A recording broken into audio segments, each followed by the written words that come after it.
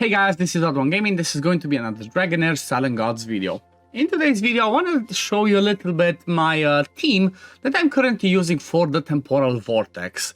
So I just want to say from the beginning, from the get-go, this team is a little bit of a showcase because as opposed to my other content that I've showed so far, where I try to show as many rares, epics, make it as free-to-play relatable as I can. This one's a bit different because, well, this one I'm obviously going to be using my best heroes that I can, and for the sake of this fight is going to be my rally team. If you have already seen, I think I should have already posted my summons video. You already saw that I basically got a game changer for my account in the sense of the rally hero, and that's Lorenthil over there that you saw just did his ultimate. And the reason why he's so good and why he's the game changer for my account is because of the impact that he brings on the rally team. His ultimate is huge to enable any rally heroes that you have. And the amazing rally hero that I personally have for this account is Filto. Basically, what Filto does so good is his ultimate, especially, you can see the crazy damage over there, but what he does on his ultimate is he shoots in a straight line with his cannon, and he does 600% attack in that straight line. But if he has rally, he does that attack 3 times, which means he's gonna be doing 1800 damage with that ultimate, and that's obviously some crazy numbers. You can see he's stacking up that pretty high, but at the same time I also have Hedgehog in this team, which, you know what, he's not to be ignored because he can put some pretty decent numbers himself. You can see 130k, so he does some really good damage in there. And he has a really good, he's a good enabler for himself as well, because every time he does his battle skill, he has a chance to boost his ultimate energy by 20%. And if he does that, he obviously comes back to that ultimate more and more often, and he's just gonna be hitting for, a lot of times and getting close to silly numbers. Not as good as Filto, like I mentioned, but still, he can be pretty good. If you don't have, like, the Filto that I'm showing, but you have everything else, don't worry, Hedgehog is not going to be bad. He's not going to be bad for this team. Then the next ones that I have in here to complete my 5 synergy, because I tried to get a 5 synergy so I can take advantage of the elemental affinity as much as I could, because that's going to give me a lot more damage. I also invested my elemental solvent into Radiance plus Lightning, into, I maxed out the crit damage. I think I already maxed out the damage reduction as well, so I'm basically pushing almost towards the max that I can do. And, well, the last ones that I used in this team for that synergy are Sagomir, that you see over there on the left, and then there's going to be Mithrasia. So the role that Sagomir has in this team is to bring me the attack penalty and also the defense penalty from the Witch's Remains. You can see, okay, he didn't land it this time, but he lands it most of the time because he has a chance to land it on every one of his hits. Obviously, he has double hit on that one, but also having that attack penalty helps us survive those crazy hits. And not only that, he's also the one that takes the hit from the single target, this one, the Call of Lightning, that basically targets the one that has the highest max HP. In my case, like I mentioned, it's Sagomir. And, he does not do some crazy damage, but you know what? At the end of the day, he can also put some pretty decent numbers for somebody that's not an actual DPS. And the reason for that is he actually does damage based off of his max HP. So not only is he my the target for, I guess, this single target smack, but he also does a little bit of damage because of that HP that I gave him. So it kind of works good in both ways. Gives him damage and he also tanks that. And then the last one, which is kind of like, one of the most important ones for this team, that's going to be Mithrasia. And the reason why I'm saying she's one of the most important ones is because, well, she brings me my debuff immunity, okay? When you're talking about stage 4, which I'm fighting right now, the Whistle of Gale, this second AoE, does defense penalty. And if you have that one on yourself and then the boss smacks you with the last one, the Murky Waves Embrace, well, it's gonna hit pretty hard. So you always want to either block that defense penalty or cleanse it. Well, in my case, like I said, I cleanse it with Mithrasia.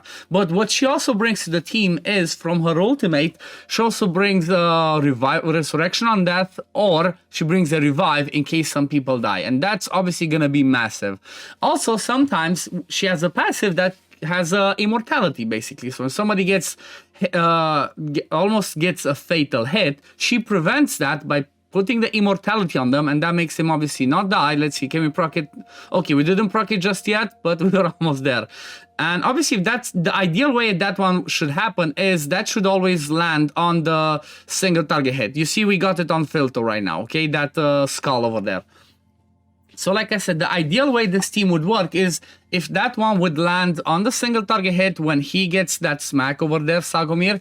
So we should have the team tuned where we die basically because of the AoEs, which in this case, like I said, it's not perfect, but it's the best I could do so far. And the whole idea with this one is it's a bit of RNG as well. The reason why it's RNG is because of Sagomir's passive. He has a passive where he keeps throwing a carrot to people, and whoever takes that carrot basically gets a ultimate energy boost, and at the same time they get healing, what's it called? Recovery over time, the continuous heal. I'm used to, you know, the name from my other game. But that's what makes it go a little bit RNG, because he's always gonna throw that on whoever has the lowest HP, okay? So this one cannot be perfectly speed tuned because of Sagomir in the team, but everything else, you know, just should fall in sync pretty well. Like, obviously I could try and take him out and test some other stuff, but for now this is the best one that I actually, you know, it's the best one that I could come up with. And again, it seems like I have no idea what's happening, guys. If you've been watching my channel, you maybe notice what I'm gonna say, and that's the fact that I don't know what happens whenever I'm recording something to show for the video. I always get a worse RNG. Like, this one didn't even hit 25 million. Even the previous rounds, I show it and it's like, yep, it's not working. But this team normally hits over that 25 million. So what I'm gonna do is I'm gonna go through the builds right now, and then I'm gonna come back at the end and I'm gonna show you the actual damage that this team can do. So first of all, I have Mithrasia in an Ancestral Protection set, okay, because she's gonna be the one that's gonna be taking those hits. Okay, and then she has HP percent over here. I would prefer this to be Enlightenment, but I don't have an Enlightenment chest. And then I want to have as much skill haste on her as I can, because I want her to come back to the battle skill as often as possible, because this is our way of healing. Then I have Filter with straight up damage, okay, in the Executioner set. Crit damage, crit rate, you see the stats in there. Then I also have the Eyeball of the Giant that obviously boosts his ultimate even more. Crit damage over here, attack on this one. Then Hegio, I run him with the music box to give him more crit rate. We're not going to have the shields, but still the crit rate is going to help us. I have him again in Executioner with attack percent, crit rate, crit damage in there, same thing, crit rate, crit damage glove with crit rate, and attack on this one, and then attack on this one.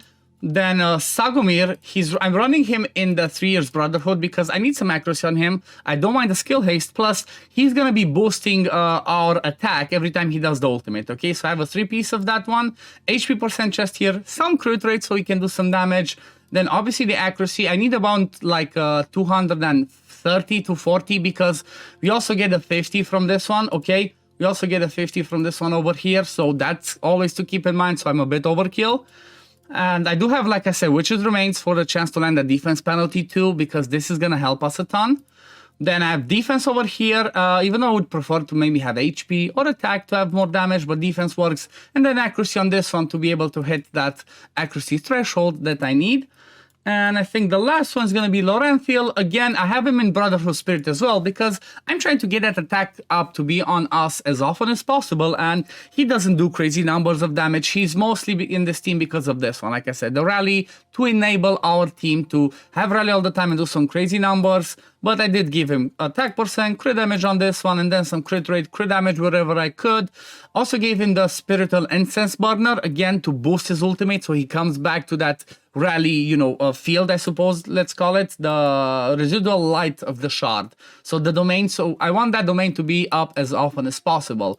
Then I have crit damage over here, and then defense over here. So yeah, what I'm gonna do is, like I said, I'm gonna run the team again. Hopefully I don't get that bad RNG again, and I'm gonna show you the result at the end. So I guess, oh yeah, I'm also using the HP aura, but I could also use the crit damage one. It's, you know, it all depends on the testing. So for now, I'm gonna go with the HP one, and I'm gonna run it again, and then I guess I'm gonna come back at the end to show you the numbers. So see you in a bit.